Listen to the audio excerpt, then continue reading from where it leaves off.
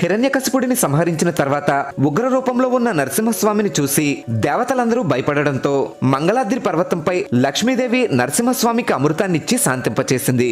అలా మంగళాద్రిపై వెలిసిన పానకాల లక్ష్మీ నరసింహస్వామికి కృతయుగంలో అమృతం, త్రేతాయుగంలో ఆవు నెయ్యి, ద్వాపర యుగంలో ఆవు పాలు భక్తులు సమర్పించేవారు.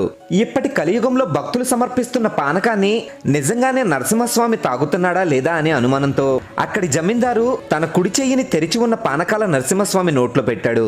అలా చెయ్యి నోట్లో పెట్టగానే నములుతున్నట్టుగా విపరీతమైన నొప్పి రావడంతో జమీందారు తన చెయ్యిని బయటకు తీశాడు, కానీ సగం చెయ్యి మాత్రమే బయటకు వచ్చింది.